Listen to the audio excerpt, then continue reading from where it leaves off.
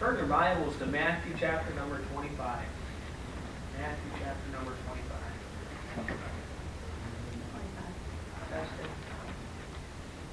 All right. Matthew chapter number 25.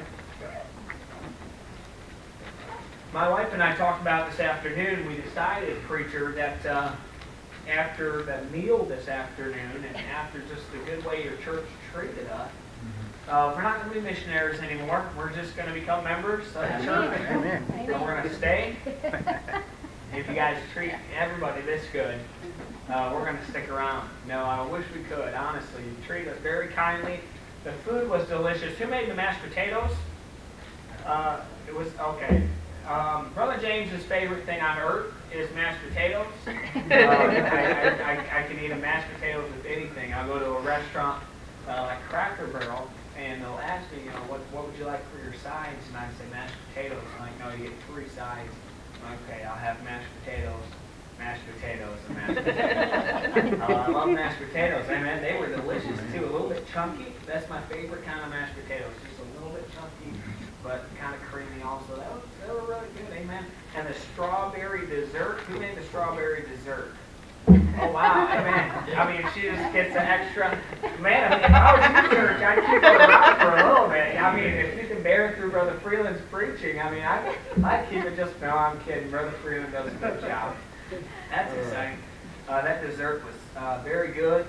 You don't know how unfair it is, though, honestly, that you have to preach after eating all that. So you can pity your pastor when he comes up here and after you guys do something like that. Because everyone's tired, and you're a little bit tired, and it was so good, and now I have to preach. And so it's not easy. So what I want you to do is I want you to pray for me. Honestly, stop by our prayer table. If you still have not got a prayer card, please grab one. This is the nearest thing to, I believe, that the closest thing to God's heart is to see other people saved. I don't know if you've heard Africa called this. It's called the Dark Continent. Not because, I mean, if you were to look at a nighttime picture of the world, at how many places have actual electricity, and I mean, you can see it from outer space, the world lit up. You can see that Africa is just black. There's no power grid. It's just Satan has had free reign in that continent for thousands and thousands of years. And he's going to oppose, spiritual warfare. I never felt real spiritual warfare until I went to Africa. And when I landed there, you actually feel, and I'm not trying to be spooky or anything, I'm just saying you can feel the devil fighting what you're doing. Mm-hmm. You can feel the devil constantly battling in a spiritual warfare, in a sense, everything you're doing, because he's against it. He's had free reign in Africa for years, and he's going to fight it. Let me just, I'd like to fly to Africa real quick, the flight that I took my first time. So what we're going to do is we'll get on a plane in Washington, D.C., and we're going to fly 18 hours in a plane till we land in Ethiopia. And when we land in Ethiopia, then we're going to fly straight to the capital, Juba, of South Sudan. I prayed about going to South Sudan for years, being a missionary there. When I finally landed, that first little bit of seeing, when we flew in, there was the Nile River was there, and the sun was glistening off. It was beautiful. And we traveled so long, we were tired and exhausted. They're 9 hours different. So imagine the jet lag when it's nighttime here, it's daytime there. We landed, and we were happy. We stepped out of the plane. We were 9 happy tourists. We were taking pictures and excited to be there. Well, the country was at war, and they didn't want us taking pictures of their airport. So they came and confiscated our phones and our cameras.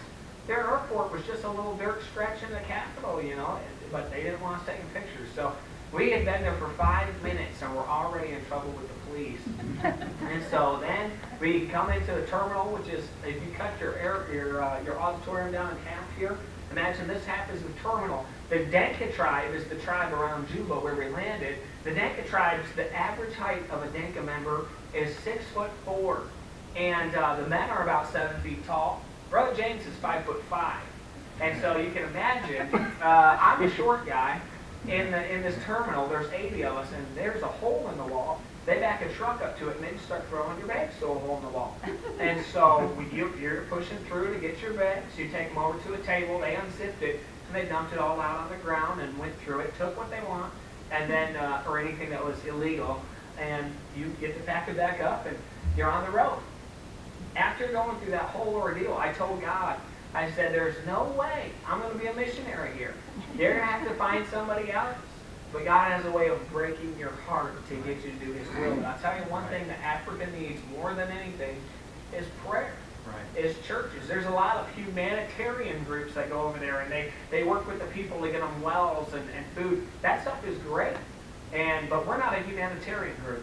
Sometimes we get, criticized a lot because all we do is take the gospel to them. All we do is pass out tracts and Bibles, and they'll criticize us and say you're not actually helping the people. Well, the truth is, if you build a house for somebody, all you're doing is sticking an old-natured man who still has a sin nature in a new house.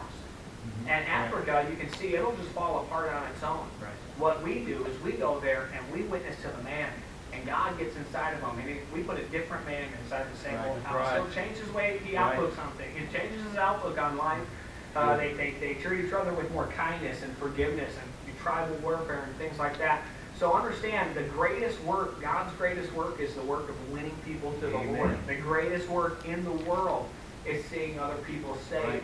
And I'm not just saying that because I'm a missionary. I'm saying that because that's what God's Word says. Right. The closest thing to God's heart is not that we worship Him. A lot of people think the closest thing to God's heart is just that we worship and praise Him. That's not true. The closest thing to God's heart is seeing other people saved. Right. Seeing other people saved. Good. So this morning's message was great. That's what you guys said. I'm not supposed to toot my own horn, but this message will go hand in hand with that message, and it's going to be a lot shorter. Amen. I know you're all saying amen to that. Amen. But let's start reading here in verse 14 of Matthew chapter 25. It's a familiar passage here. It says, "For the kingdom of heaven is as a man traveling into a far country, who called his own servants." Now listen, you know that this is a picture of Christ. And when it says, and he called his own servants, we're Christians, that would be us. So just so that we're setting the groundwork for the message this evening, for the kingdom of heaven is as a man traveling into a far country, who called his own servants and delivered unto them his goods. And to one he gave 5 talents, to another 2, and to another 1. To every man, listen to this, according to his several ability. So God, in a sense, the master, when he left, he divided his goods up to his servants. That will be us. To one he gave 5 talents. To one he gave 2. To one he gave 1. Each to his several ability. So, sure, we see at the beginning that each of them had different levels of ability. They each have different things that they could or could not do. But let's keep reading. "And straightway took his journey," verse 16. "Then he that had received 5 talents, he went and traded with the same, and made them other 5 talents. And likewise," now that means that when he comes, he has how many talents? 5 and 5 is 10. He has 10 talents. Now, you guys were impressed with my math there, weren't you? No. Verse 17 says, "And likewise, he that had received 2 also gained other 2, but he that had received 1 went and digged in the earth and hid his Lord's money. After a long time, the Lord of those servants came and reckoned with them. So he that had received 5 talents came and brought other 5 talents, saying, Lord, thou deliverest unto me 5 talents. Behold, I have gained beside them 5 talents more. And his Lord said unto him, Well done, thou good and faithful servant. Thou hast been faithful over a few things. I will make thee ruler over many things. Enter thou into the joy of the Lord. He that had received 2 talents came and said, Lord, thou deliverest unto me 2 talents. Behold, I have gained other 2 talents beside them. His Lord said unto him, Well done, thou good and faithful servant. Thou hast been faithful over a few things. I will make thee ruler over many. Enter thou into the joy of the Lord. Then he that had received 1 talent came and said, Lord, I knew thee, that thou art a hard man, reaping where thou hast not sown, and gathering where thou hast not strawed. And I was afraid, and went and hid thy talent in the earth. And lo, there thou hast it as thine. There thou hast it as thine. See, that third guy never made the talent his. He never used the talent that the Lord, that the Master, had given unto him. Well, Jose, can you open the message in prayer this evening? That's right. Our Father, I thank you, Lord, for us today. We're together in your house, Lord. I pray you be with us now and meet with us as we gather to hear the word preached, Lord. I pray you be with our preacher. Fill him with the Holy Spirit, Lord, as he preaches your word. In your name we pray, amen. Now we see in the story here, we see as the master leaves, he divides his goods among the people. But the important lesson that we'll draw out of the simple message this evening is not the fact that he gave some more talents than he gave others. What's important in the lesson, I think what we should learn, is that the fact some used the talents that they were given for God, and others did not. Now we can all think of people we know who have invested their talents in the world, which is essentially what the man with one talent did. He said that he digged in the earth. He hid his talent in the earth. In other words, he invested what he had into the world instead of investing what he had for Christ. Good. Now, if we look at these three servants, we'll see one had 5, one had 4, one only had 1 talent. Of those 3, who would we say is most likely to not invest? Well, we'd say probably the guy with 1 talent. Why would you say that, Brother James? I'd say because the guy with 1 talent, here he is, looking at the guy who has 5 talents. And he'll look at him and say, man, I don't have the talent of him. I don't have the same amount of talents as the guy with 5 talents. I just don't understand how he can get up and he can preach and he can sing and, man, he's just good with people and all these kind of things. He just has so much talent. I don't have that. And so the guy with 1 talent, sure, he's going to be one of the first ones to back out and say, I don't have the talent of the guy with 5. So he just invests his talent into the world instead. Say, instead of investing my 1 talent into the church, I'm just gonna live for myself. I'll invest my talent into the world. We all know people who are like that. People who weren't necessarily very talented, people who weren't necessarily very gifted, but guess what? God still has given them a talent. And can I say, you may be in here this evening and you say, I don't have the talent of anyone in here. I don't have the talent of Pastor Freeland. I can't preach like him, and I don't want to teach a Sunday school class, and kids make me nervous, and this and that, and I can't cook, or I can't sew. You may think, I don't have very much to bring to the church. How can I invest what I have in the things of God? Well, the truth is, if I was to be honest, I would say I don't know any 10-talent Christians.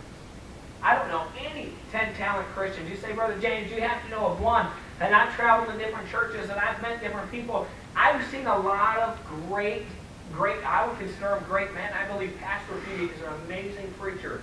But I don't think that he's someone who God has given a bunch of talent to. I think he's someone that used the talent that he's been given. Right.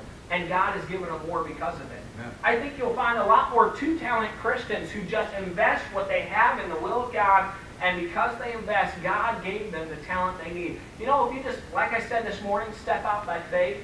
If you're like Peter and say, I'm just going to step out by faith, God is going to give you the amount of talent, the amount of ability, or was what it said there, each to his several ability. God will give you the right amount of ability to do any task he asks you to do. Right.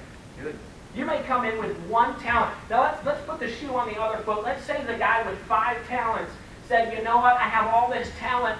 The world will love me. And he goes and he invests his talents into the world. Because can I say, that happens a lot also. Right. It also happens that the guy with 5 talents will feel so proud in himself that he has all this ability and all this talent, and instead of using it for God, he'll go and invest his talent in the world. Right. But let's say the guy with 1 talent invested what little talent he had in the things of God. At the end, you know what the master would have said? Even though the guy with 5 talents still technically was more talented, guess what? God would have looked at the 5-talent man and said, you're a slothful servant. And he would have looked at the man with 1 talent and said, you used what I gave you. Well done. Right. I'm not a 10-talent Christian. I can't say God gave me 5 talents, so I'm using them. You know what I honestly think I am? I believe that God has made me a 1-talent Christian. Now that doesn't mean that I need to try to feel sorry for myself or limit myself. I know that if I invest my 1 talent that God has given to me, if I invest what little knowledge that I have into the things of God, that God will give me the right amount of ability to do something for God. Good. Some of us are so afraid to go soul winning, door-to-door soul winning, because we know when we get in front of the door, we're going to be so scared that we're not going to know what to say. As soon as we go soul winning, we know I'm just going to end up being a failure. Well, that's not true, because what's happening, you may only have one talent in the area of soul winning, but as soon as you knock on that door, God is going to give you the amount of ability you need to see someone else led to the Lord, to lead someone else to the Lord. Amen. I tell this story. There's a church in Hazard, Kentucky, who has a man in a wheelchair. I believe his name is Bobby. And he loves to soul win. He loves to go out and witness to others. And one time it was raining and the church had already left and his ride couldn't come get him. And so he pushed his wheelchair to the church. But by the time he got to the church, they had already left. The soul winning man had left. And so instead of just turning around and going home, he filled his pocket full of tracts and he pushed in the mountains of Hazard, Kentucky. He's pushed his wheelchair up the hills and knocked on doors and witnessed to people. Now, when you look at someone like that, you can say, you know what, I might not have much talent either. I might not be able to witness to people and be someone who just everyone likes, but I'll tell you what, if that man can do more for God than I do, all I'm doing is burying my talent in the earth. Good. All I'm doing is investing what I have in nothing. That's going to fade away. Right. There was a secretary for a pastor.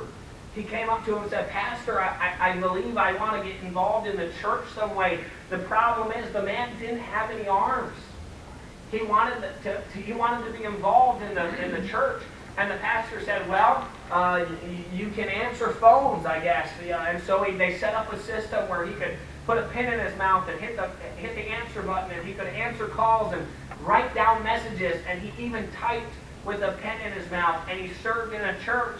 When you look at someone like that, you sit back and say, you know what? They may only be a one-talent Christian. Right. They may not have the several ability of other people, right. but they're using what they have for God, and Amen. in the end, when it all boils down to it, and we're all standing in heaven, and we're going to give an account of what God has given us and what we use for Him, He's going to get a lot more rewards than some of us who may be more than a one-talent Christian, and we never use our talents for Right. God.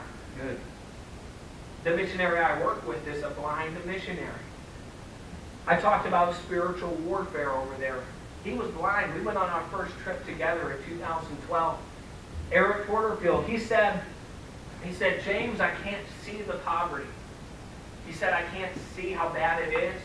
He said, but it's almost as if I can feel the devil fighting. And he still, I don't know if you know this, but South Sudan is not a handicap-friendly area.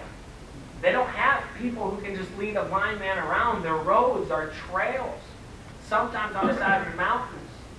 And he still goes. Now, if he can have a witness in Africa, why can't I? Now, you may not be able to go to Africa, but you can pray. Right. Everybody has an ability to pray. Right. Good. If you don't pray, guess what you're doing? You're wasting your ability. Because God, that's a talent that God has given to all of us. Right. If you don't pray for missionaries and for other people, let me tell you a lesson about praying I learned. There was a man in our church who came up to me and said, hey, James, his name was Chris Swanson. He came up to me and said, James, I was wondering if you'd pray for my grandpa. He's not doing very well. And I said, Chris, I'll pray for your grandpa. Yes, sir. And I always say a prayer right away, just in case I forget. It's just human nature, and so I always pray right away. And I prayed, and then my grandpa, who was 85 years old at the time, I believe, he's still driving, and sometimes he doesn't drive very good. He can't see real well, but he drives a red Chevy pickup. And he lives off of Mount Garfield Road. My dad owns a towing company, and we're sitting there listening to the police scanner, and we get a call that there was an accident, a red Chevy pickup on the corner of Mount Garfield and Carr. And my grandpa just left to go home, and I knew that was my grandpa. And when that call came over the radio, I was in the truck gone. I was headed to him, and as it turns out, it wasn't my grandpa's truck. It was somebody else who lived down the road. But in my mind, the whole way, I thought, that's my grandpa, and I prayed for him the whole way. And later I realized, you know what, Chris just asked me to pray for his grandpa. And I wondered if I were to pray for his grandpa like I prayed for mine. Good. What if we put ourselves in the situation and says, hey, my family member's not doing well, our baby, the story we heard this morning about the 2-year-old that has that disease, I mean, we need to pray for the child. Right. And I have a baby now, and so that makes it a little more personal to me. But what if I said, you know what, I want to pray for missionaries, and so I'm a missionary now. I know how to pray for them, or I want to pray for pastors better, or I want to pray for your church. Can I tell you, your church is going to be put on a list, Blessed Hope Baptist Church, and me and my wife are going to pray for you. And God will bless us for that. And if you guys see our prayer cards and you pray for us, God will bless you for that. Right. That's how God's family works. Right. But if I never pray, I'm just burying my talent in the ground. Because that's an ability that God gave to all of us. Sure, it might only be one talent. No one's going to see you pray. No one's going to see how hard you work in prayer. But it's a talent that you shouldn't bury. Right. It's a talent that you shouldn't just push away. The missionary kids in Conjuquendi that we went to visit, there were 4 missionary kids there. And I'm telling you, when we go to sleep at night, you have to be to bed before a certain time because you hear the noise, and you can it keeps you up all night. People screaming and things like that. They're just out partying or whatever they're doing, but it's hard to sleep after that. I remember hearing those 4 missionary kids pray for other missionaries because they keep all the missionary prayer cards in a list, and they pull it out and they pray for a missionary every night. So as they pulled out the card, they looked at it, and I remember as I was with them and at that time, to hear these little kids pray for other missionary little kids was the best lesson. I mean, one of the best lessons I learned in Africa. Pray for your missionaries, because those kids knew what those other kids were going through. It's not like a kid in America praying for, and by the way, kids in America need to pray for kids in Africa and vice versa. But when a kid in Africa was praying for other missionary kids, they knew. They said, well, we're going to keep them safe and help them not to have bad dreams and things like that. The things they were praying was just a shock to me. And it dawned on me, I need to pray for somebody just as if that was me. Good. God gave us the ability to pray, Right. but we buried it. Good. Because if we don't pray, we just invest that money in the earth. I don't want to be the guy with 5 talents who doesn't do something. Like I said, I don't think I've ever met someone who was just so talented and so used of God. But there are a lot of people who are very much used of God. But I think mostly they're probably just 2 or 3 talented Christians that use their talent for God. And because they decide to use what little talent God gave them, God makes their work go so much further. Good. Have you ever worked a day where you just feel, I worked all day, but I don't feel like I got anything accomplished? That's the worst feeling ever. I have that sometimes a lot when I'm calling pastors and setting up meetings. Sometimes it feels like, you work and you get nowhere. Guess what? If I yield my talents to God, He'll make the work I do go so much further. He'll make everything I do last so much longer. So it's a simple message. We all have talents. I'm not going to point at you and say, man, they're only a one-talent Christian, so they're not going to do much. No. It's not like that in God's family. Hey, it may be like that in the public school system. Your kids may feel like if they don't do so good that they're just going to fail in life. But it's not that way in God's house. It doesn't matter who you are. Everybody has a talent that they can be used for God. Everyone just needs to yield themselves. You don't need to, if you don't have as much talent as someone else, don't quit because of that. Don't say, you know what, I just don't have as much talent, I'm going to give up. Maybe you have more talent than somebody else.